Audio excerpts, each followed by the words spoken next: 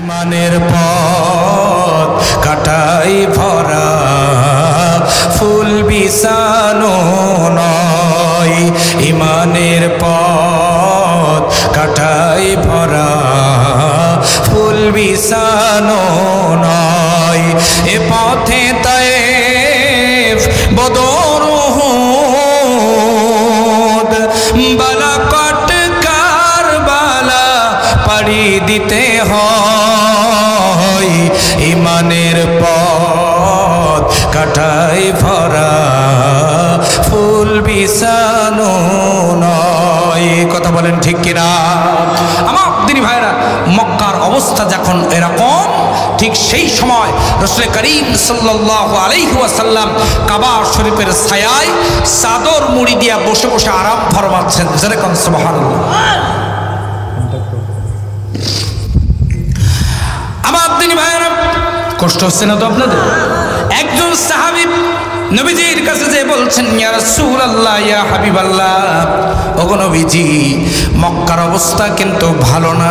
Already দুইজন শাহাদাত বরণ করেছে।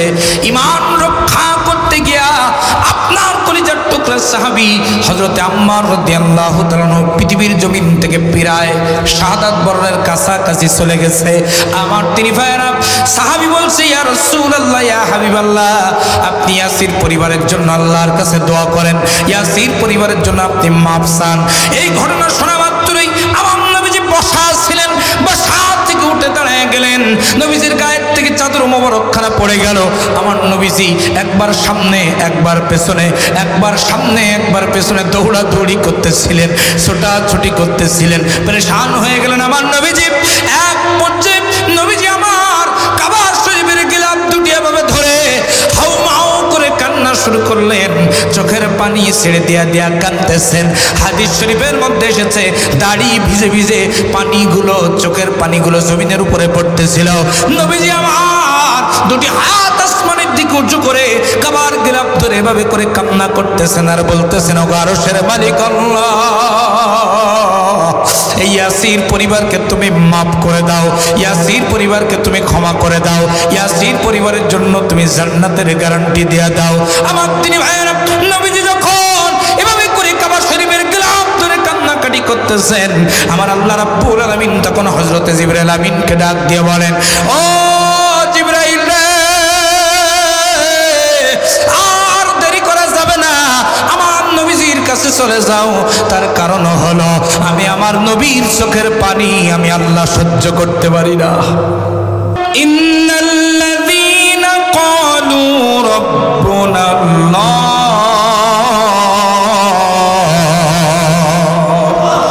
সুম্মা ইসতাকামু তাতানাজ্জালু আলাইহিমুল মালাইকা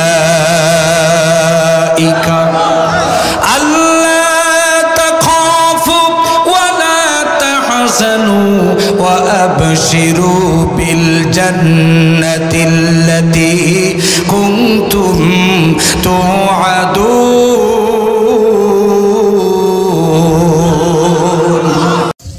نحمده ونستعينه ونستغفره ونعوذ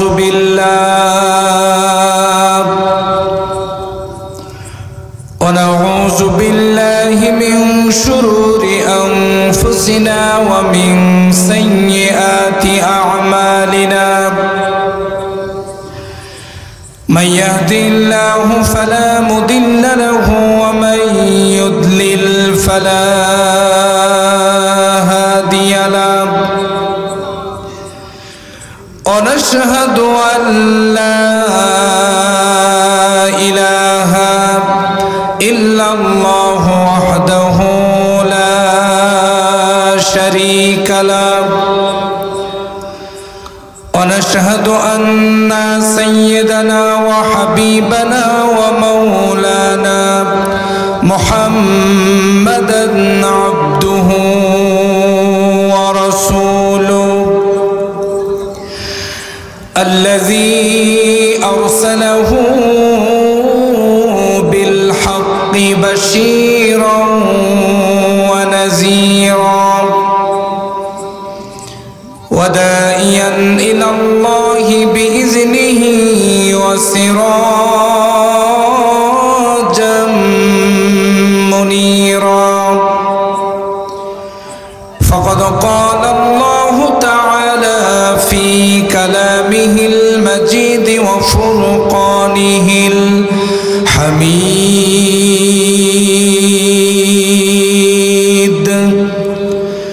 সবাই পড়ুন আউযু বিল্লাহি মিনাশ শাইতানির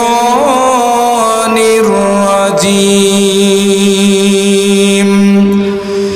বিসমিল্লাহির রাহমানির রাহিম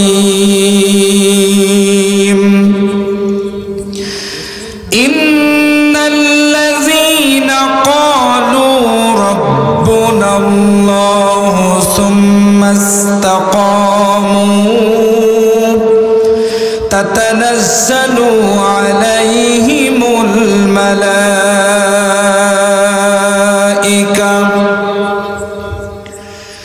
আল্লা তাখাফু ওয়া লা তাহজানু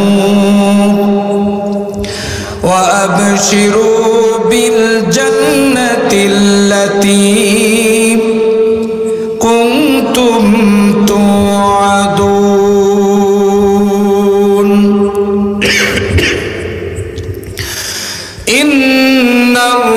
ইন্নাল্লাহা ওয়া মালাইকাতাহু ইউসাল্লুনা আলান নবী ইয়া আইয়ুহাল্লাযীনা আমানু সাল্লু আলাইহি ওয়া সাল্লিমু তাসলিমা আল্লাহুম্মা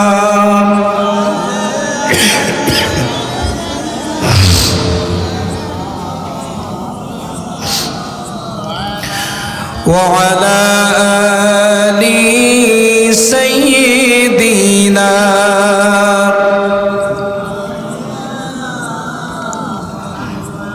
বিশ্বনবীর প্রতি মহব্বত ভালোবাসা আমাদের আছে না নাই? আর একটু জোরে বলেন, আছে না নাই? কম না বেশি?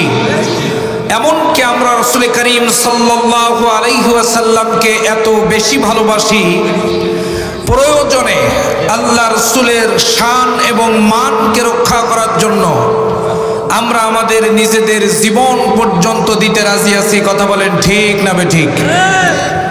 কালীগঞ্জের মুসলমানদের আওয়াজ এত কম না, লোক যেহেতু কম ওয়াজ হবে না একদম, এটা কিন্তু হতে পারে না। আপনারা যে কয়জন আছেন মেহেরবানি করে একটু জবান খুলে নবীর প্রেমে মাতোয়ারা হয়ে দিল থেকে উচ্চ আওয়াজে সবাই পড়েন আল্লাহুম্মা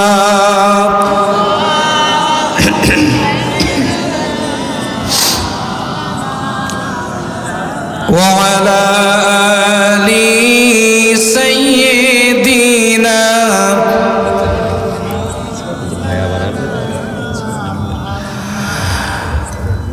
আকাশ হতে চাঁদ নেমেছে মায়ামিনার কোলে, আধার রাতে উঠলো যেন চাঁদের চেরাগ জ্বলে, চাঁদের চেরাগ জ্বলে। আল্লাহুম্মা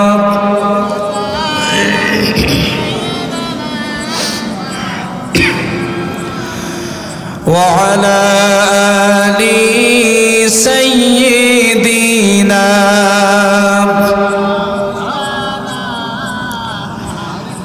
হাজারো ব্যথা বেদনার পরে ফিরে আসনি তুমি আপন ঘরে, দিনের আলো তুমি ছড়িয়ে দিতে চলে গেছো মদিনায় মক্কা ছেড়ে। হে রাসূল তোমাকে ভুলি আমি কেমন করে হে রাসূল তোমাকে ভুলি আমি কেমন করে আল্লাহুম্মা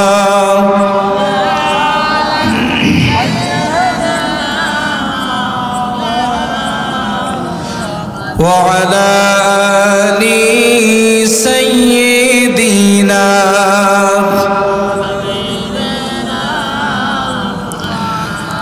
সবাই পড়েন বালাগাল উলা বিকামালিহি কাশাফাত দুজা বিজামালিহি হাসনাত জামিউ খিসালিহি সাল্লু আলাইহি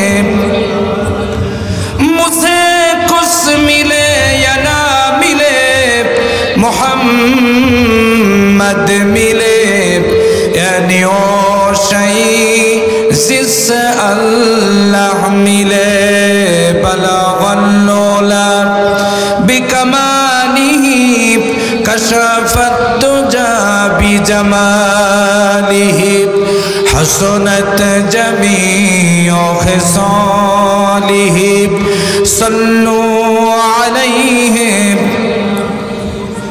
আলহামদুলিল্লাহ বাংলাদেশের ঐতিহ্যবাহী জেলা শহীদের রক্তে ভেজা জমিন সাতক্ষীরা জেলার ইসলামী আন্দোলনের উর্বর ঘাঁটি কালীগঞ্জ উপজেলার ঢেকরা ঢালিপাড়া বাইতুল হামদ জামে মসজিদ প্রাঙ্গণে অনুষ্ঠিত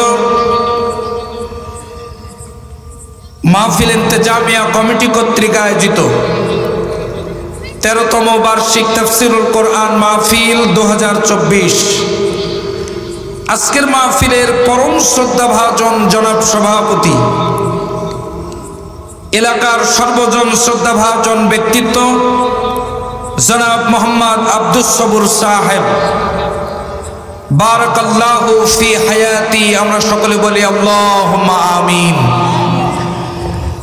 আজকের মাহফিলের সম্মানিত প্রধান অতিথি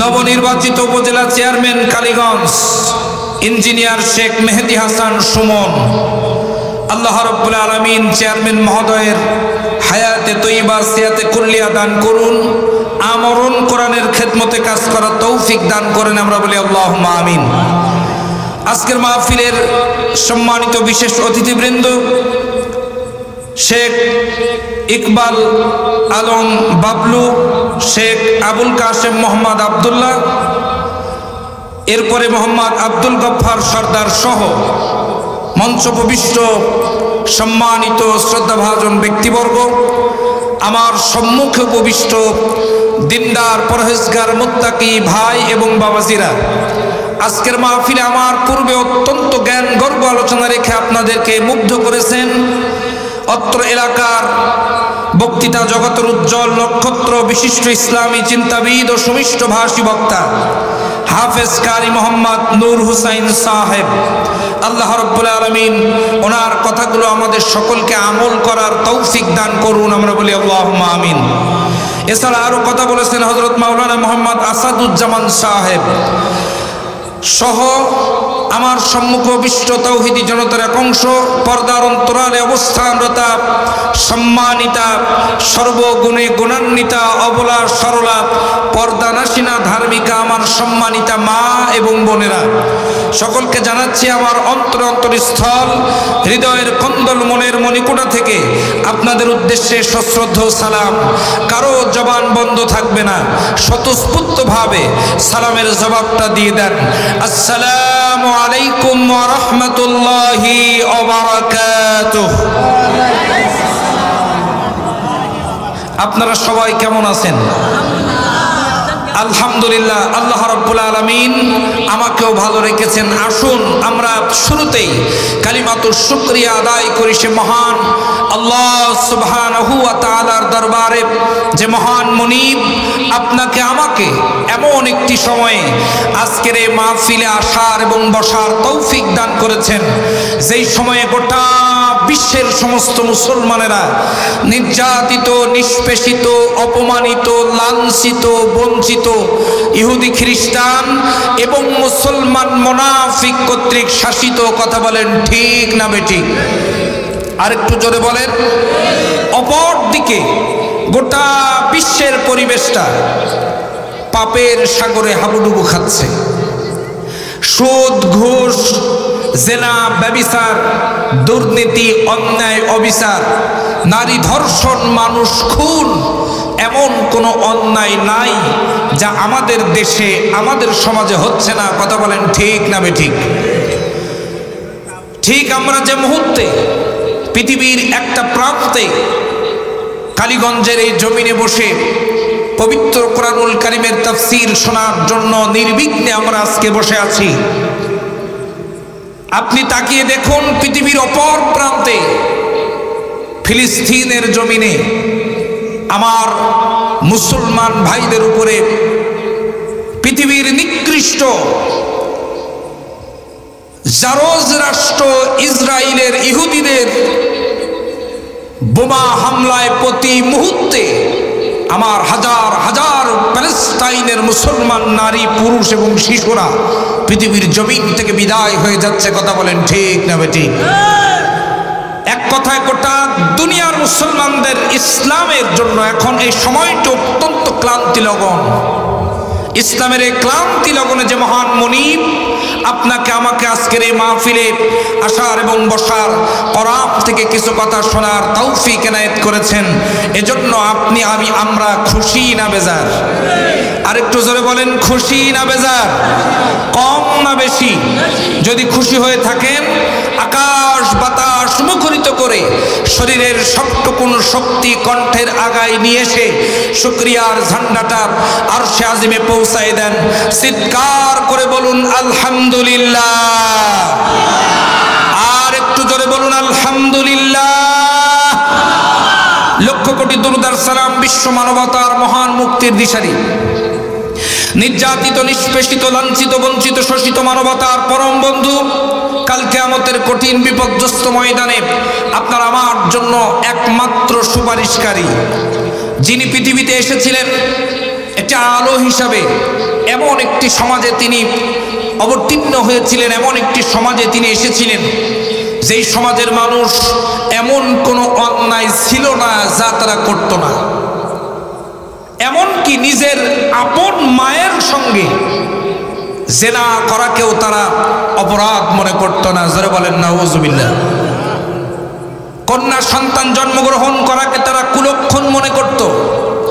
এজন্য কন্যা সন্তান জন্মগ্রহণ করার সঙ্গে সঙ্গে ওই কন্যা সন্তানটাকে জীবন্ত হত্যা করে মরুভূমির মধ্যে বালি চাপা দিয়ে দেওয়াকেও তারা অপরাধ মনে করত না। নাউজুবিল্লাহ বলবেন না? ঐতিহাসিকগণ যে যুগটাকে বলেছেন আইয়ামে জাহেলিয়াত, অন্ধকারের যুগ,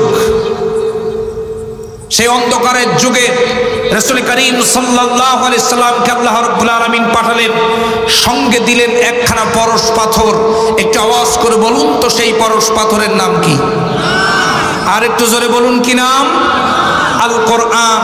এ কোরআনুল কারীম দিয়া রাসূল করিম সাল্লাল্লাহু আলাইহি ওয়াসাল্লাম গোটা সমাজটাকে কোরআনের আদলে নিয়ে আসার কারণে যারা ছিল চোর তারাই হয়ে গেল সম্পদের পাহারাদার। সুবহানাল্লাহ বলবেন না? যারা ছিল নারী সতীত্বের জম তারাই হয়ে গেল নারী সতীত্বের হেফাজতকারী। যারাই ছিল রাষ্ট্রীয় সম্পদের আত্মসাৎকারী তারাই হয়ে গেল রাষ্ট্রীয় সম্পদের পাহারাদার। লোক তৈরি হয়ে গেল হযরতে ওমর, লোক তৈরি হয়ে গেল হযরতে খালিদ বিন ওয়ালিদ, লোক তৈরি হয়ে গেল হযরতে আবু বকর, লোক তৈরি হয়ে গেল হযরতে আলী রিদওয়ানুল্লাহি তাআলা আলাইহিম আজমাইন। রাসূল করিম সাল্লাল্লাহু আলাইহি সাল্লাম বললেন, খায়রুল কুরুনি করনি, সর্বশ্রেষ্ঠ যুগ আমি মুহাম্মদ, আমার যুগ। জোরে কোন সুবহানাল্লাহ।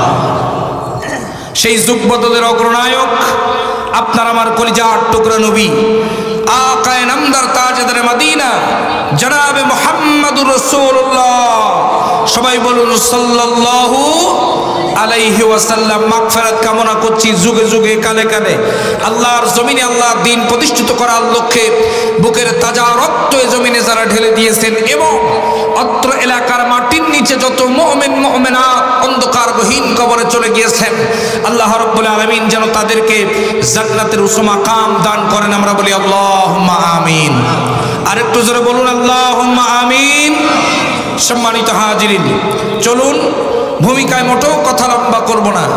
যে আয়াতে কারিমা তেলাওয়াত করেছি, এই আয়াতে কারিমার আলোকে আমরা ইহকালে শান্তি এবং পরকালে মুক্তির লক্ষ্যে কিছু কথা শুনবো ইনশাআল্লাহ। জোরে বলেন ইনশাআল্লাহ। আমি আপনাদের সম্মুখে পবিত্র কোরআনুল কারীমের সূরা হামিম আস-সিজদার 30 নম্বর আয়াতে কারিমা তেলাওয়াত করেছি। একটু আওয়াজ দিয়ে বলুন তো কোন সূরা?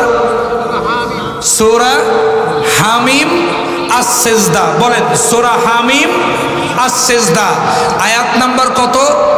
30 নম্বর আয়াতে কারিমা আপনাদের মাঝে তেলাওয়াত করেছি। আমরা মূল আলোচনায় একটু পরে যাব, তার আগে আমি আপনাদেরকে বলে নিতে চাই, কোরআনুল কারীমের হক কথা যখন শুরু হবে সকলেই কিন্তু কোরআনের হক কথা সহ্য করতে পারে না। আর একটু জোরে বলেন কথা ঠিক কিনা? সবাই কোরআনের হক কথা সহ্য করতে পারে না। কেন সবাই হক কথা সহ্য করতে পারে না জানেন? কারণ হলো দুইটা। কয়টা? আরো জোরে বলেন। সবাই হাত তোলেন, সবাই হাত তোলেন, জোরে বলেন কয়টা? আরো জোরে। জোর হলো না? দুইটা। আমরা বক্তারা হলাম মেশিন আর আপনার হলেন তেল। তেল না দিলে যেমন মেশিন চলে না, শ্রোতা আওয়াজ না দিলেও অন্তত বক্তাদের ওয়াজ হয় না। সুতরাং আপনারা তেল না দিলে কিন্তু মেশিন চলবে না। তেল যত সময় দেবেন মেশিন তত সময় চলবে। বলেন ইনশাআল্লাহ। এক নাম্বার কারণ কোরআন সকলের সহ্য হয় না। কেন জানেন? অ্যালার্জি আছে যার, বেগুন খেলে চুলকায় তার। কথা বলেন আরেকটু জোরে, সবাই জোরে জবাব দেন। আমার দিনী ভাইয়ারা, যাদের বেশি অ্যালার্জি তাদের দেখবেন অনেক সময় বেগুন দেখলেও চুলকায়। কথা বলেন না কেন? আমার দিনী ভাইরা, যাদের আমাশা আছে, আমাশা কি আছে? আরো জোরে বলেন। কালীগঞ্জে কি বলে? আমাশাই তো বলে। যাদের আমাশা আছে তারা কিন্তু দুধ দেখলে ভয় পায়। কি দেখলে ভয় পায়? দুধ দেখলে ভয় পায়। আমার দিনী ভাইরা, শুধু তাই নয়, যাদের ডায়াবেটিক্স আছে, কি আছে? ডায়াবেটিক্স, তারা কিন্তু মিষ্টি দেখলে ভয় পায়। ঠিক কিনা বলেন? আমার দিনী ভাইরা, এটা যেমন বাস্তব। যাদের অ্যালার্জি আছে তারা যেমন বেগুন দেখলে ভয় পায়, যাদের আমাশা আছে তারা যেমন দুধ দেখলে ভয় পায়, যাদের ডায়াবেটিক্স আছে তারা যেমন মিষ্টি দেখলে ভয় পায়। এই সমাজের যারা মুনাফিক, অন্তরের ভিতরে যাদের মুনাফিকি আছে, আল্লাহর কোরআনের হক কথা তারা সহ্য করতে পারে না। কথা বলেন ঠিক কিনা? যাদের অন্তরে মুনাফিকি আছে এরা কোরআনের হক কথা সহ্য করতে পারে না, অ্যালার্জি রোগীর মতো ভয় পায়। কথা বলেন ঠিক না ঠিক? এটা হলো এক নাম্বার কারণ। দুই নাম্বার কারণ বলতে গেলে আমার ছোট্ট একটা উদাহরণ দেওয়া লাগবে। বলবো? একটু জোরে বলেন। সম্মানিত ভাইয়েরা আমার, এক এলাকার এক যুবক ছেলে পাশের গ্রামে যাবে মাহফিল শুনতে। ভালো করে শুনবেন, মনোযোগ। পাশের গ্রামে যাবে মাহফিল শুনতে। এখন দুই গ্রামের মাঝখানে একটা ছোট নদী আছে। কি আছে? ছোট নদী। কি নদী? ছোট নদী। আমার দিনী ভাইয়েরা, এখন ওই নদীটা পার হওয়ার জন্য কোনো সাঁকো নাই, ব্রিজ নাই, পুল নাই, বাঁশের সাঁকো দিয়া পার হতে হবে। কিসের সাঁকো? বাঁশের সাঁকো দেখছেন না আপনারা? বাঁশের সাঁকো দিয়া পার হতে হবে। আমার দিনী ভাইরা, এখন এই ছেলেটা যাচ্ছে সাইকেল চালিয়ে ওয়াজ শুনতে। কি চালিয়ে? একটু জবাব দেন। কি চালিয়ে? সাইকেল চালিয়ে ওয়াজ শুনতে যাচ্ছে। আমার দিনী ভাইরা, সাইকেল নিয়ে যখন নদীর এপারে গেছে, নদী পার হবে, সাঁকো পার হবে, তখন ওই ছেলেটার মাথায় চিন্তা আসলো, সাইকেল নিয়ে তো বাঁশের সাঁকো পার হওয়া যাবে না, আর সাইকেল যদি এপাশে রেখে যায় ফিরে এসে আর সাইকেল খুঁজে পাওয়া যাবে না। কারণ আমরা এমন একটা দেশে বসবাস করি যে দেশে জনগণের চাইতে চোর বেশি। কথা বলেন। আরো জোরে বলেন। আমার দিন ভাইয়েরা, বঙ্গবন্ধু শেখ মুজিবুর রহমান আল্লাহ তাআলা তার কবরটাকে জান্নাতুল ফিরদাউসের টুকরা বানায় দিক, বলেন না আল্লাহুম্মা আমিন। এ লোকটা অত্যন্ত দুঃখ করে বলেছিল, সবাই পেয়েছে সোনার খনি, আমি পেয়েছি চোরের খনি। আমার সামনে চোর, পেছনে চোর, ডাইনে চোর, বামে চোর, 7 কোটি জনগণ 7.5 কোটি কম্বল আনলাম, আমার কম্বল গেল কই? কথা বলেন, কথা বলেন। আমরা সেই দেশের নাগরিক। এক এলাকার এক মসজিদের ইমাম চুরির বিরুদ্ধে ওয়াজ করছে খুতবায়। কিসের বিরুদ্ধে? চুরির বিরুদ্ধে। খুতবা শেষ করে ইমাম সাহেব মসজিদের সামনে এসে দেখে ইমাম সাহেবের নিজেরই জুতা চুরি হয়ে গেছে। আমরা সেই দেশের নাগরিক। কথা বলেন, কষ্ট হচ্ছে আপনাদের? আমার দিন ভাইয়ারা, তো ছেলেটা চিন্তা করলো সাইকেল এ বাসে রেখে যাওয়া যাবে না, যে কোনো ভাবে সাইকেল নিয়ে যেতেই হবে। সাইকেল 2 হাতে উঁচু করছে। কি করছে? 2 হাত দিয়ে সাইকেল উঁচু করে আমার দিন ভাইরা সাঁকো পার হচ্ছে। ঠিক যখন সাঁকোর মাছ বরাবর গেছে, লোকটার পরনে ছিল লুঙ্গি। কি ছিল? আরো জোরে বলেন। বাঙালির জাতীয় পোশাক। আচ্ছা, মাহফিলে লুঙ্গি পরে আসছেন, কে কে হাত তোলেন? দেখেছেন? আমি কি অমনি জাতীয় পোশাক বলছি? বাঙালির জাতীয় পোশাক লুঙ্গি ছিল পরনে। ঠিক মাঝ বরাবর যখন গেছে, লুঙ্গির গিট গেছে খুলে। বলেন হাতে কি? আরো জোরে। জোর হলো না? আরো জোরে। সাইকেল লুঙ্গির গিট যখন খুলে গেছে, লুঙ্গি খুলে বাঁশের সাথে বেরিয়েছে। জাল জবর যা, তা জবর তা, যা তা। হাতে সাইকেল। আমার দিন ভাইরা ওখানে ঠক ঠক করে কাঁপতেছে যুবক। যদি সাইকেল বাঁচাতে যায় তাহলে ইজ্জত বাঁচে না, আর যদি ইজ্জত বাঁচাতে গিয়ে লুঙ্গি পরে সাইকেল পানিতে, খুব বিপদে পড়ে গেছে। এখন ওই পথ দিয়া একজন হুজুর আসতেছিল। হুজুর দেখে লোকটা বিপদে পড়ে গেছে, এসে বলতেছে লুঙ্গিটা পরাই দেবো? বলছে হ্যাঁ হুজুর দেন, খুব ভালো হয়। তো হুজুর লুঙ্গি পরাই দিচ্ছে আর বলতেছে বাবা তোমার নাম কি? বলছে হুজুর আমার নাম হলো মুসা। কি নাম? আর একটু জোরে নামটা মনে রাখবেন, জোরে বলেন কি নাম? মুসা। হুজুর বলছে ঠিক আছে বাবা তুমি তোমার কাছে যাও, আমি আমার কাছে যাই। মুসার কাছে গেছে হুজুর, হুজুরের কাছে। মুসা যে মাহফিলের ঠিক সামনে বসছে। কোথায় বসছে? সামনে। যুবক ছেলেরা স্লোগান দিতে দিতে প্রধান বক্তার আগমন, শুভেচ্ছা স্বাগতম, প্রধান বক্তার আগমন, শুভেচ্ছা স্বাগতম। প্রধান বক্তা আসন গ্রহণ করেছে। মুসা তাকাই দেখে যেই হুজুর লুঙ্গি পরাই দিছিল ওই হুজুর আজকের মাহফিলের প্রধান বক্তা। ও তখন সামনে বসে হুজুরের দিকে চোখে চোখে ইশারা করতেছে। কিসে? চোখে চোখে ইশারা করতেছে। বলছে হুজুর ওই যে, মনে আছে? হুজুর বলছে হ্যাঁ ঠিক আছে বসো। হুজুর নাহমাদুহু শেষ করে সুন্দর করে আলোচনা উপস্থাপনায় হুজুর বলল আজকের আলোচনার মূল বিষয় হলো মুসার ইতিহাস। কথা মনে হয় বোঝেন নাই? আজকের আলোচনার মূল বিষয় কি? মুসার ইতিহাস।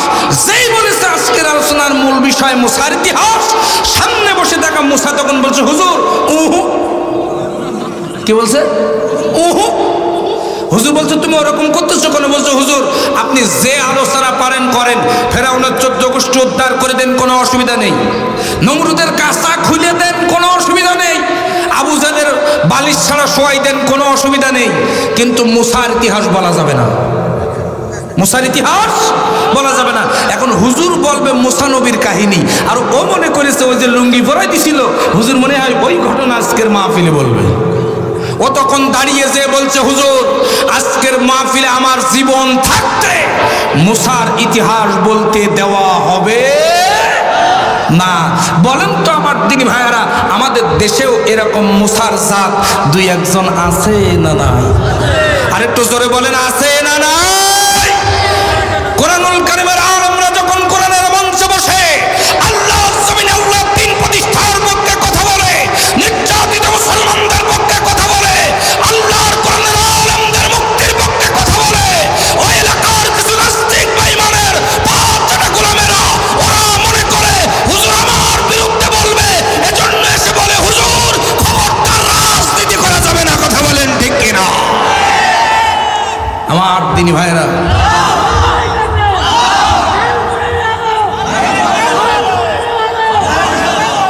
আল্লাহ কবুল করুন, জোরে বলেন আমিন। এজন্য দুইটা কারণ। এক নাম্বার কারণ, অন্তরে মুনাফিকি আছে যাদের, ওরা কোরআন সহ্য করতে পারে না। দুই নাম্বার কারণ হলো যারা মনে করে কথাগুলো আমার বিরুদ্ধে যেতে পারে, আমার মুখোশ খুলে যেতে পারে, এজন্য তারা বাধা দেয়, তারা সহ্য করতে পারে না। কথা বলেন ঠিক কিনা? সুতরাং কার পক্ষে গেল কার বিপক্ষে গেল ওইটা দেখার সময় আমাদের নাই। কোরআন পারলে শোনেন, না হলে চলে যান। কথা বলেন ঠিক না বেঠিক? আমার দিন ভাইয়ের, আমার বাবা, যারা গভীর মনোযোগ দিবেন, তাহলে কোন সূরা আলোচনা করব? সূরা হামিম আস-সিজদা। বলেন হামিম আস-সিজদা, আয়াত নাম্বার 30। চলুন আমরা সরাসরি আয়াতের আলোচনায় চলে যাই। কোন আয়াতের তাফসীর জানতে হলে এক নম্বরে আপনাকে জানতে হবে ওই আয়াতের সরল অনুবাদ, আল্লাহ তাআলা কি বলতে চেয়েছেন, এটা আপনাকে আমাকে জানতে হবে। চলুন আল্লাহ তাআলা সূরা হামিম আস-সিজদা 30 নম্বর আয়াতে কি বলতে চেয়েছেন আমরা সরাসরি কোরআন থেকে তাফসীর শুরু করি। আল্লাহ তাআলা আমাদের সকলকে কবুল করুন, জোরে বলেন আল্লাহুম্মা আমিন। সম্মানিত ভাইরা আমার, আল্লাহ রাব্বুল আলামিন বলেন, ইন্নাল্লাযীনা ক্বালু রাব্বুনাল্লাহ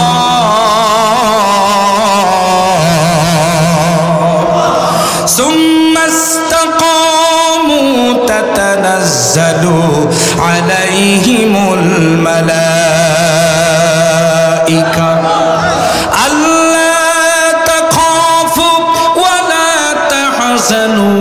وأبشروا بالجنة التي كنتم توعدون।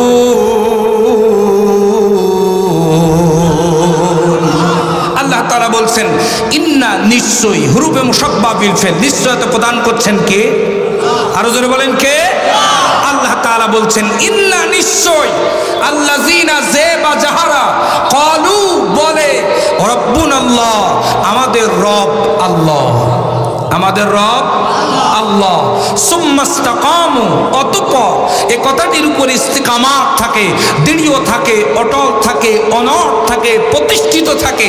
তাতানাজ্জালু আলাইহিমুল মালাইকা, আমি আল্লাহ তাআলা তাদের জন্য আসমান থেকে কাতারে কাতারে ফেরেশতা নাজিল করব।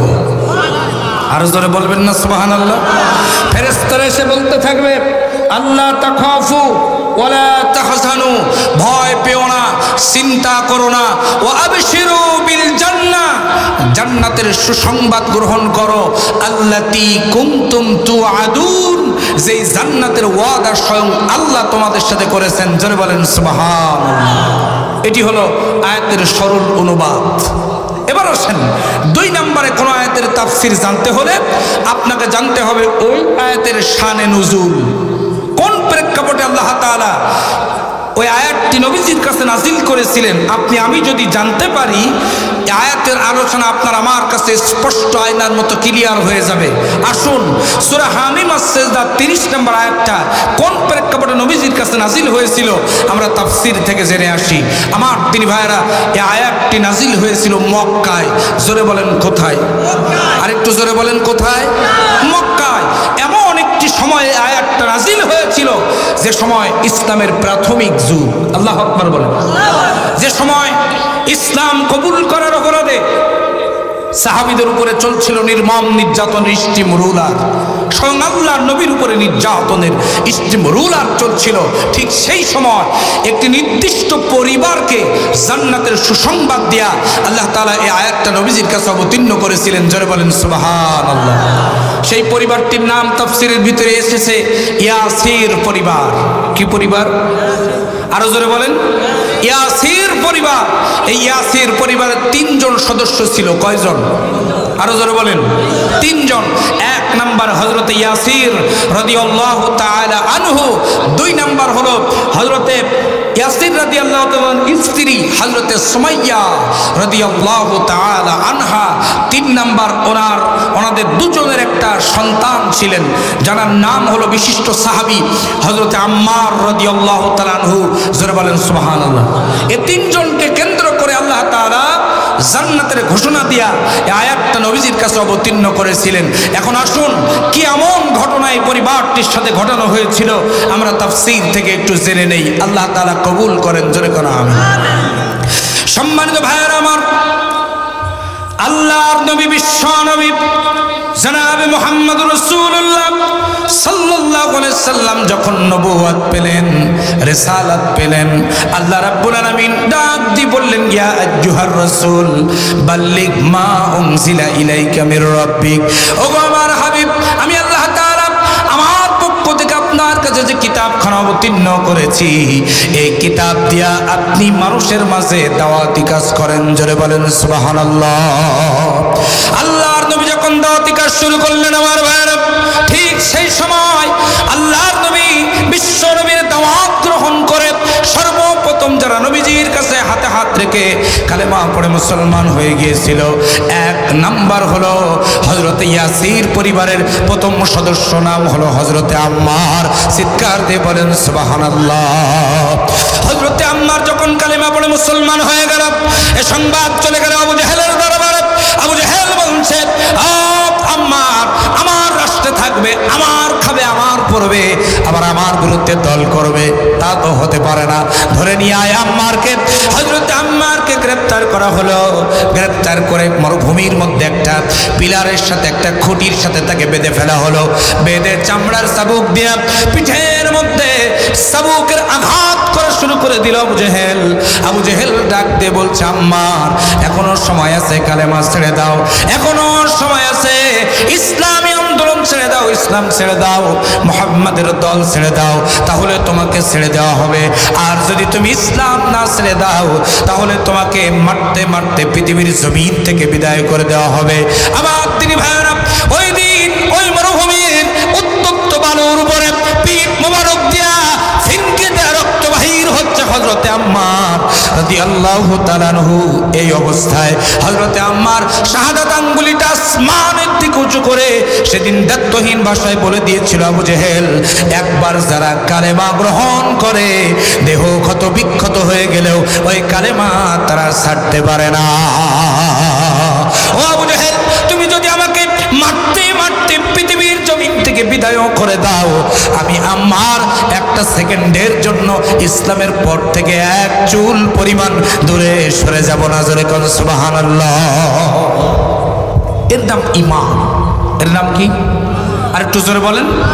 আমার দিনী ভাইয়েরা, আজও পর্যন্ত বাংলার জমিনে হযরতে আম্মারের উত্তর শরীরা আছে না নাই? আরো জোরে বলেন, আছে না নাই? ওরা জীবন দেয় কিন্তু বাতিলের কাছে মাথা নত করে না। ফাঁসির কাস্টে ধরে বাতিলের কাছে মাথা নত করে না। রিমান্ডে নির্যাতিত হয়, বাতিলের কাছে মাথা নত করে না। হামলা খায়, মামলা খায়, জেল খাটে, বাতিলের কাছে মাথা নত করে না। কথা বলেন ঠিক কিনা? আমার ভাইয়েরা, রমাদানুল মুবারকের আগে আমার মাহফিল ছিল উত্তরবঙ্গের শেষ জেলা লালমনিরহাট। লালমনিরহাট আমি মাহফিল শেষ করে স্টেজ থেকে যখন নামলাম, একজন মুরব্বী এসে আমাকে জড়িয়ে ধরে হাউমাউ করে কান্না শুরু করেছে। আমি জিজ্ঞাসা করলাম, মুরব্বী আপনি কান্দেন কেন? লোকটা বলছে, হুজুর আপনাকে দেখে আমার ছেলের কথা মনে পড়ে গেছে, এজন্য আমি চোখের পানি ধরে রাখতে পারি নাই, আমি আপনাকে দেখে কেঁদে ফেলেছি। আমি বললাম, চাচা আপনার ছেলেটার কি হয়েছিল? লোকটি বলছে, ভাই বাবা, আমার কলিজার টুকরা ছেলেটা ঢাকা বিশ্ববিদ্যালয়ে পড়তো। বিশ্ববিদ্যালয়ের ছুটিতে আমার ছেলেটা বাড়িতে আসছিল। যেই রাতে আমার ছেলেটা বাড়িতে আসছে, ওই রাতে পুলিশ তাকে গ্রেফতার করে নিয়ে যায়। আমার ছেলেটার কোনো অপরাধ ছিল না, একটি মাত্র অপরাধ, আমার ছেলেটা ইসলামী আন্দোলনের শহীদি কাফেলা একজন কর্মী ছিল। আল্লাহু আকবার বলেন, আরো জোরে কোন আল্লাহু আকবার। মুরব্বী লোকটা বলতেছিল, হুজুর আমার ছেলেটাকে ধরে নিয়ে রিমান্ডের মধ্যে নিক্ষেপ করলো, নির্যাতন শুরু করে দিল। এক নয়, দুই নয়, একটানা 42টা দিন আমার ছেলেটার উপরে অমানবিক নির্যাতন চালালো। 42 দিন নির্যাতনের বর্ণনা তিনি আমাকে ছোট্ট করে এভাবে দিলেন, হুজুর আমার ছেলেটা রিমান্ডের মধ্যে তারা কাঁচানো গুলি প্লাস দিয়া টেনে টেনে উকড়ে ফেলেছিল। ওরা বলল, এখনো সময় আছে, ইসলামী আন্দোলন ছাড়, এখনো সময় আছে, আমাদের দল দলে চলে আয়, ইসলাম ছেড়ে দে। আমার ওই কলিজার টুকরা ছেলেটা রিমান্ডের ভিতরে ডাক দিয়ে বলেছিল, তোরা যদি আমাকে মারতে মারতে পৃথিবীর জমিন থেকে বিদায় করে দাও, আমার হাতে পায়ের 20টা নখ উকড়ে ফেলো, এমনকি আমার আঙ্গুলগুলো কেটে কেটে টুকরা টুকরা করেও যদি আমাকে পৃথিবীর জমিন থেকে বিদায় করে দাও, তবুও আমি একটা সেকেন্ডের জন্য ইসলামী আন্দোলন ত্যাগ করতে পারবো না। বলেন সুবহানাল্লাহ। আমার তিনি ভাইরা, লোকটি বলল, হুজুর আমার ছেলেটাকে 42 দিন যখন এভাবে রিমান্ডে নির্যাতন চালালো, আমার কোটি কোটি টাকা পয়সার আমার কোনো অভাব ছিল না। আমার ছেলেটার জন্য আমি কোর্টের বারান্দায়, থানার বারান্দায়, জেলখানার গেটে আমি বিভিন্ন জায়গায় ঘোরাঘুরি করেছি, লক্ষ লক্ষ টাকা নিয়ে ছোটাছুটি করেছি। তোমাদের কত টাকা লাগবে নাও, তবু আমার ছেলেটাকে ছেড়ে দাও। হুজুর ওদের কলিজার মধ্যে এক চুল পরিমাণ দয়া মা হয় নাই। 43 দিনের মাথায় আমার কলিজার টুকরা ছেলেটার পেছনের রাস্তা দিয়া 1 নয় 2 নয় 26টা গরম ডিম তার পেটের মধ্যে ঢুকায় দিল। আল্লাহু আকবার বলেন। পেছনের রাস্তা দিয়া 26টা গরম ডিম যখন তার পেটের মধ্যে ঢুকায় দিয়েছে, ওই রাতে নির্যাতন সহ্য করতে না পেরে আমার কলিজার টুকরা ছেলেটা পৃথিবীর জমিন থেকে বিদায় হয়ে গেছে। লালমনিরহাটের জমিনে আমি যখন এই ঘটনাটা শুনতেছিলাম আমার ভাইরা, তখন আমার মনে পড়ে গিয়েছিল এই আয়াতের শানে নজুল। হযরতে আম্মারও সেই দিন একই কথা বলেছিল। সুতরাং যারা আল্লাহর জমিনে আল্লাহর কোরআনের রাজ কায়েমের শপথ গ্রহণ করেছে, আল্লাহর দ্বীন কায়েমের শপথ গ্রহণ করেছে, পৃথিবীর কোনো জেলখানা, পৃথিবীর কোনো রিমান্ড, পৃথিবীর কোনো নির্যাতন, পৃথিবীর কোনো অত্যাচার তাদেরকে এক চুল পরিমাণ ইসলামী আন্দোলন থেকে দূরে সরাতে পারে না। কথা বলেন ঠিক কিনা? আরো জোরে বলেন ঠিক কিনা? জেলে ভরে জুলুম করে এমন ভাঙা যাবে না, অত্যাচারের শিকল দিয়ে এমন বাঁধা যাবে না। কথা বলেন ঠিক কিনা? বলেন। জেলে ভরে জুলুম করে এমন ভাঙা যাবে না, অত্যাচারের শিকল দিয়ে এমন বাঁধা যাবে না। মোরা শক্ত হব সীসার মতো, আসবে বাধা বিপদ যত, লক্ষ প্রাণের খুন ঝরাবো, মাথা নত করব না। কথা বলেন ঠিক কিনা? জেলে ভরে জুলুম করে এমন ভাঙা যাবে না, অত্যাচারের শিকল দিয়ে এমন বাঁধা যাবে না। কথা বলেন ঠিক কিনা?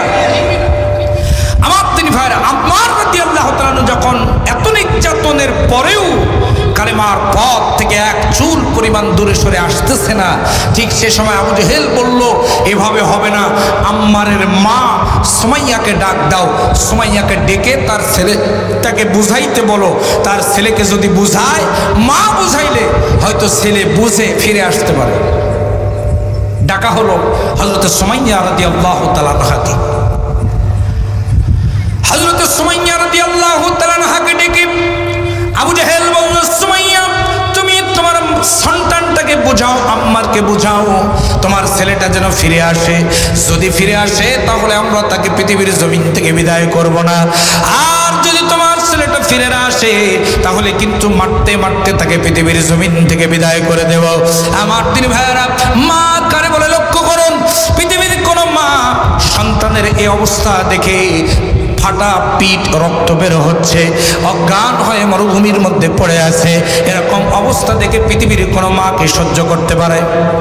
একটু কথা বলেন, পারে? পৃথিবীর কোনো মা সহ্য করতে পারে না। কিন্তু হযরত সুমাইয়া রাদিয়াল্লাহু তাআলা আনহা হযরত আম্মারের কানের কাছে যে বলছে, বাবা আম্মার, আমি তোমার মা সুমাইয়া তোমাকে ডাক দিয়ে বললাম, ও বাবা আম্মার, আমি তোমার কাছে সর্বপ্রথম কালেমার দাওয়াত পেয়েছিলাম বাবা। ও আম্মার, আমি তোমার মা তোমাকে হুকুম করলাম, আবু জেহেল যদি তোমাকে মারতে মারতে পৃথিবীর জমিন থেকে বিদায় করে দেয়, আবু জেহেলের নির্যাতনের ভয়ে খবরদার ইসলাম থেকে এক চুল পরিমাণ দূরে সরে যাওয়া যাবে না। বলেন সুবহানাল্লাহ। বাংলার জমিনে যদি এরকম করে একজন মা তৈরি হয়ে যেত, প্রত্যেকটা ঘরে ঘরে যদি এরকম করে হযরত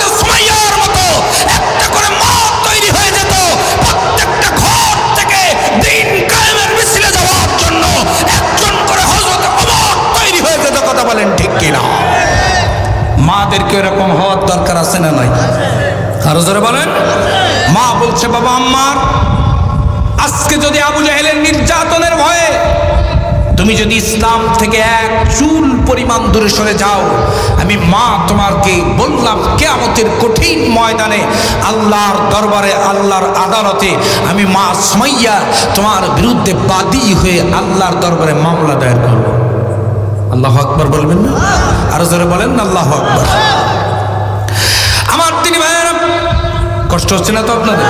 হযরত আম্মার রাদিয়াল্লাহু তাআলার মা হযরত সুমাইয়া রাদিয়াল্লাহু তাআলা আনহা যখন এই স্বীকৃতি দিলেন, এই ঘোষণা দিলেন, আবু জেহেল হযরত সুমাইয়াকে ধরে ফেললেন, কাল বিলম্ব করলেন না, খুঁটির সঙ্গে বেঁধে ফেললেন, নির্যাতন শুরু করে দিলেন, অত্যাচার শুরু করে দিলেন।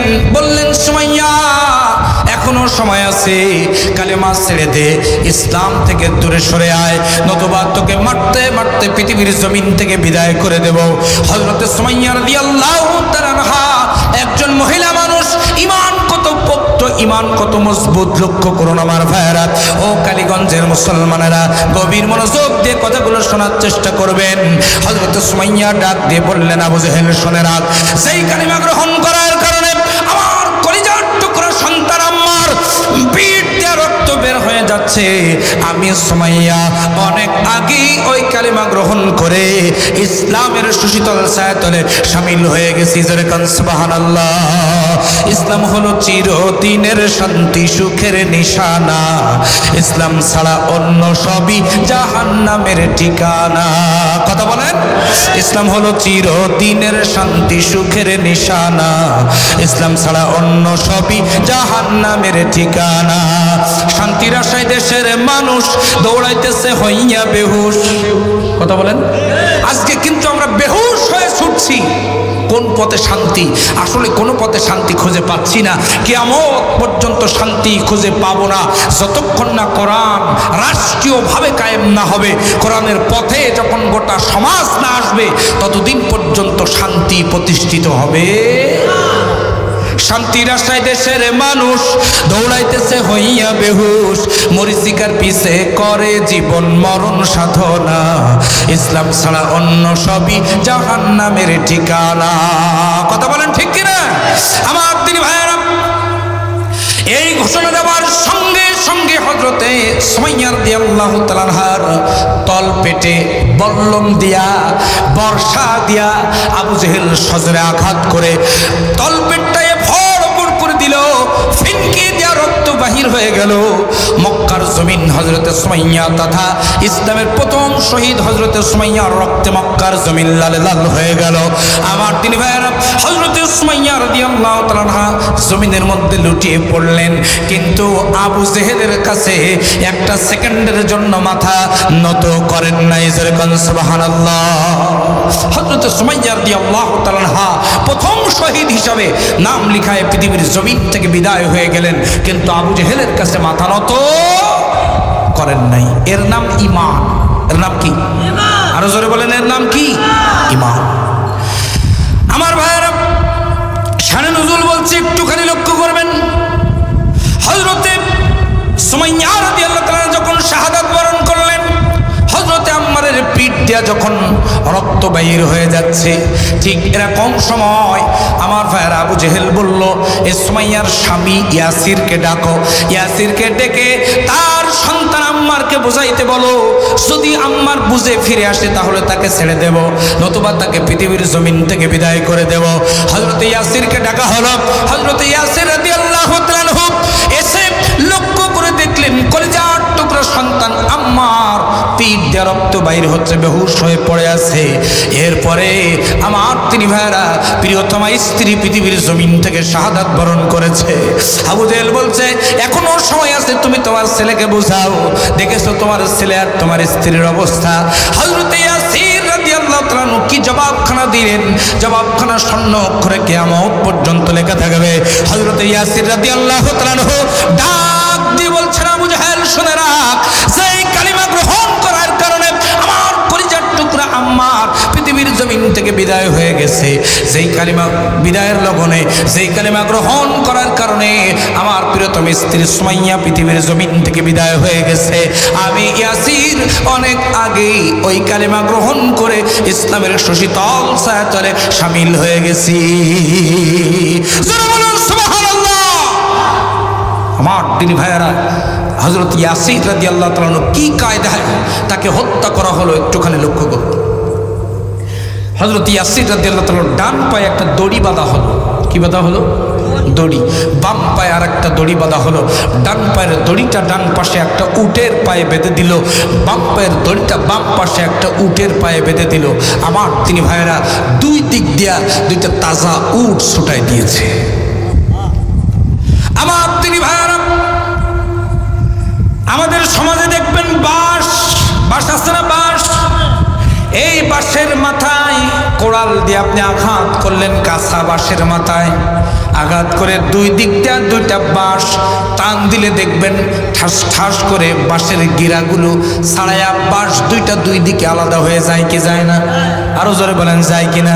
আমার দিনী ভাইয়েরা, দুই দিক দিয়ে দুইটা তাজা উট যখন ছুটায় দিয়েছে, হযরতে ইয়াসির রাদিয়াল্লাহু তাআলা আনহুর দেহ মোবারকটা চিরে দ্বিখণ্ডিত হয়ে দুই দিকে চলে গেছে, ফিনকি দিয়ে রক্ত বাহির হয়ে মক্কার জমিন লাল লাল হয়ে গেছে। হযরতে ইয়াসির রাদিয়াল্লাহু তাআলা আনহু পৃথিবীর জমিন থেকে বিদায় হয়ে গেলেন, কিন্তু আবু জেহেলের কাছে মাথা নত করে নাই। জোরে কোন সুবহানাল্লাহ, আরো জোরে বলেন সুবহানাল্লাহ।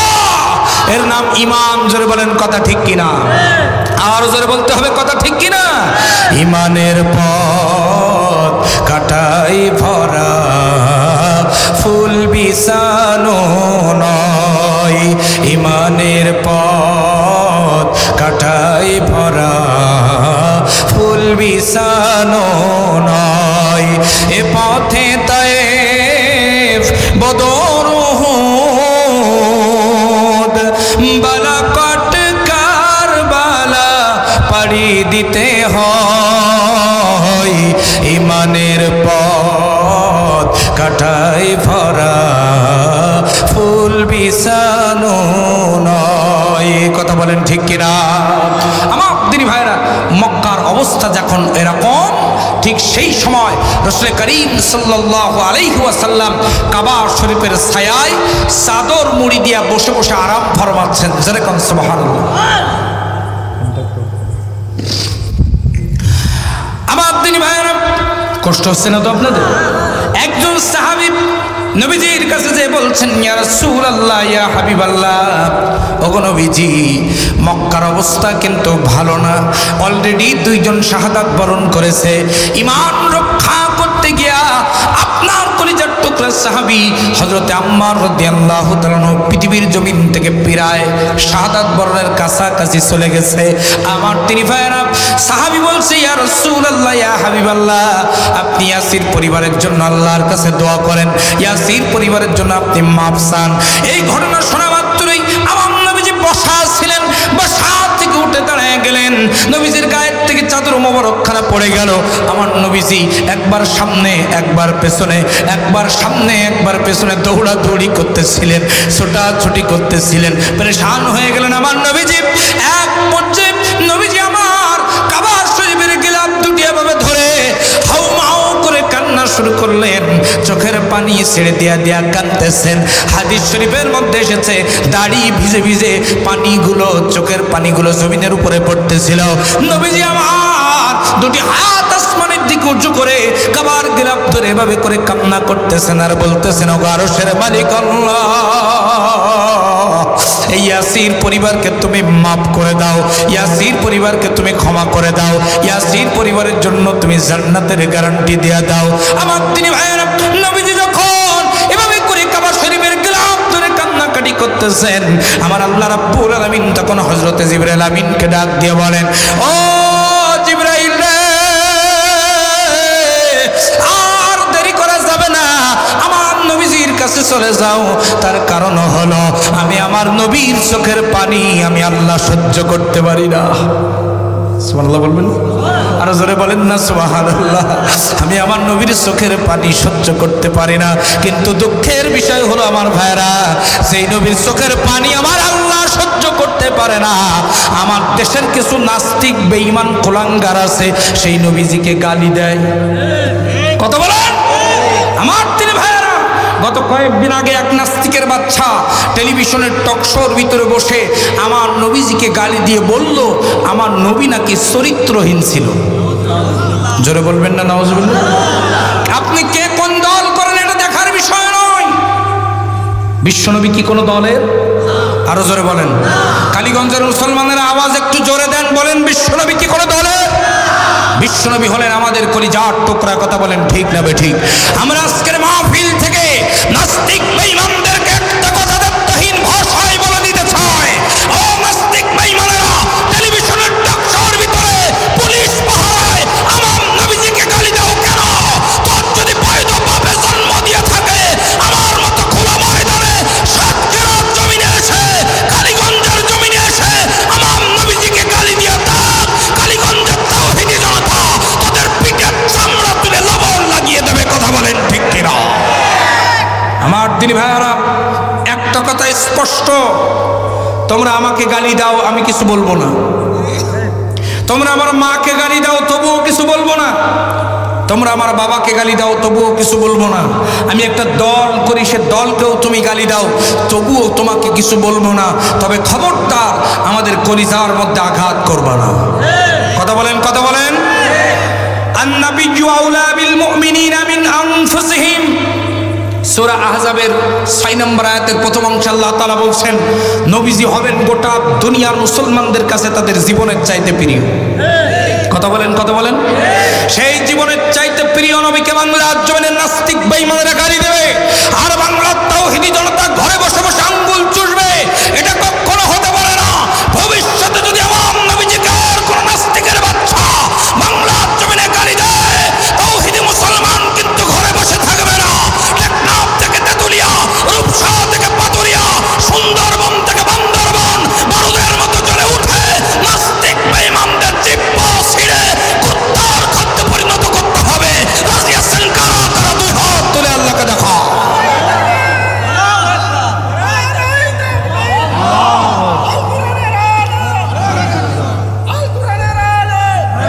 আল্লাহ কবুল করুন। জোরে বলেন আমিন। আরো জোরে বলেন আমিন। আমার দিনী ভাইরা, আপনি যদি এটাকে রাজনীতি মনে করেন তো এটাই রাজনীতি। কথা বলেন। বিশ্বনবীকে গালি দিবে, তাদের বিরুদ্ধে কথা বলা যাবে না। বাংলাদেশ এখনো তোমাদের কাছে কিন্তু আমরা লিস্ট দেই নাই। এদের শাহজালালের দেশ, এদের শাহপরানের দেশ, এদেশের মুসলমানেরা আল্লাহর জমিনে আল্লাহর দ্বীন প্রতিষ্ঠা করার জন্য শপথ গ্রহণ করেছে। রাসূলুল্লাহ সাল্লাল্লাহু আলাইহি মানকে রক্ষা করার জন্য প্রয়োজনে নিজের জীবনের রক্ত, বুকের তাজা রক্ত বাংলার জমিনে ঢেলে দেবে। নাস্তিক বেঈমানদের কাছে মাথা নত করবে না। কথা বলেন ঠিক কিনা? আমার দিনী ভাইয়েরা, সুতরাং আমাদের নবীজি হলেন আমাদের কলিজার টুকরা। আমরা আজকের মাহফিল আপনারা এখানে কতগুলো লোক দেখছেন, আগামীকাল পরশুর মধ্যে মাহফিল গোটা দুনিয়া ছড়িয়ে যাবে মিডিয়ার মাধ্যমে। আমি বলতে চাই, মাননীয় প্রধানমন্ত্রীর কাছে একটা আবেদন আমরা জানাতে চাই, সেটা হলো বাংলার জমিনে এমন একটা আইন হওয়ার দরকার, আমার রসুলকে যারা গালি দিবে, সে যে দলের লোক হোক, যত বড় নেতা হোক, তাকে হয় প্রকাশ্যে ফাঁসির কাস্টে ঝুলিয়ে মারতে হবে, নতুবা ক্রস ফায়ার দিয়ে পৃথিবীর জমিন থেকে বিদায় করতে হবে। কথা বলেন ঠিক কিনা? আমার দিনী ভাইয়ারা, প্রধানমন্ত্রীর বাবার নামে যদি কেউ গালি দেয় তাকে আস্ত রাখা হবে? কথা বোঝেন নাই? আরো জোরে বলেন, তাকে আস্ত রাখা হবে? প্রধানমন্ত্রীর নামে যদি কেউ গালি দেয় তার অবস্থা খারাপ হবে কিনা? প্রধানমন্ত্রী যে দল করেন সেই দলের বিরুদ্ধে যদি কেউ গালি দেয় তার অবস্থা খারাপ হবে কিনা? মামলা আছে না নাই? আমার দিনী ভাইরা, সুতরাং আমরা বলতে চাই, মাননীয় প্রধানমন্ত্রী, আপনি আপনার দল, আপনার পিতা এবং আপনার নিজের চাইতে যদি আল্লাহ রসুলকে বেশি ভালো না বাসতে পারেন, লা ইউমিনু আহাদুকুম, আপনি কিন্তু ইমানদার হতে পারবেন না। সুতরাং নিজেকে যদি ইমানদার প্রমাণ করতে চান, রাসূলুল্লাহকে যারা গালি দেবে তাদের কোনো দল নাই, ওদেরকে ধরতে হবে আর পৃথিবীর জমিন থেকে বিদায় করতে হবে। কথা বলেন ঠিক না বেঠিক? সম্মানিত ভাইয়ারা আমার, কষ্ট হচ্ছে না তো আপনাদের? আলোচনা চলবে না বন্ধ হবে? জোরে বলে চলবে না বন্ধ হবে? ইনশাআল্লাহ। আল্লাহর নবী বিশ্ব নবী চোখের পানি ছেড়ে দিয়ে কান্দে, ইয়াসির পরিবারের জন্য দোয়া করে। কাবা শরীফের গিলাফ ধরে আমার আল্লাহ রাব্বুল আলামিন জিবরাইল আমিনকে তখন পাঠায় দিলেন, ও জিবরাইল যাও, আমি আমার নবীর চোখের পানি সহ্য করতে পারি না, আমি আমার নবী কাঁদবে আর আমি আল্লাহর সে বসে বসে সেটা দেখবো, সেটা কখনো হয় না। আমার নবীজিকে জানায় দাও, আমার নবীজি দোয়া করার অনেক আগেই আমি আল্লাহ তাআলা ইয়াসির পরিবারকে মাফ করে জান্নাতের গ্যারান্টি দিয়ে দিয়েছি। এবং এই আয়াতখানা নবীজির কাছে নিয়ে যাও। হযরত জিবরাইল আমিন সূরা হামিমা সিদার 30 নম্বর আয়াতখানা নবীজির কাছে নিয়ে এসে বললেন, ইয়া রাসূলুল্লাহ, ইয়া হাবিবাল্লাহ, আমার আল্লাহ রাব্বুল আলামিন জানিয়ে দিয়েছেন, ইন্নাল্লাযীনা ক্বালু রাব্বুনাল্লাহ, যারা বলবে আল্লাহ আমাদের রব, সুম্মাস্তাকামু, হাজারো নির্যাতন সহ্য করে এই কথাটির উপরে যারা ইস্তিকামাত থাকবে, প্রতিষ্ঠিত থাকবে, তাতানাজ্জালু আলাইহিমুল মালাইকা, আসমান থেকে হাজার হাজার ফেরেশতা নাজিল করে কিয়ামত পর্যন্ত তাদের জান্নাতের গ্যারান্টি আমি আল্লাহ দিয়ে দিলাম। শুনে বলুন সুবহানাল্লাহ। এই প্রেক্ষাপটে আল্লাহ তাআলা সূরা হামিমা সিজদা 30 নম্বর আয়াতটা নবীজির কাছে অবতীর্ণ করেছিলেন। জোরে বলেন সুবহানাল্লাহ। আমার দিনী ভাইয়েরা, শানে নুজুলটা আমরা জানলাম। এবার লক্ষ্য করেন শানে নুজুল থেকে আপনার আমার জন্য শিক্ষা কি, শিক্ষা নেওয়ার দরকার আছে কিনা? শানে নুজুল থেকে আপনার আমার জন্য শিক্ষা হলো, প্রয়োজনে একজন ইমানদার নিজের জীবন দিবে কিন্তু বাতিলের কাছে মাথা নত করবে। আমাদের দেশে একটা কথা চালু আছে, জীবন বাঁচানো ফরজ। আসলে এই কথাটা ডাহা মিথ্যা কথা। জীবন বাঁচানো ফরজ নয় ও মুসলমানেরা, বরং ঈমান বাঁচানো ফরজ। কথা বলেন, কথা বলেন। প্রয়োজনে ঈমানকে রক্ষা করার জন্য জীবন দেওয়া ফরজ, তবু আমার দিন ভারে ঈমান বিক্রি করা যাবে না। এই কথাটা যেন মনে থাকে ইনশাআল্লাহ।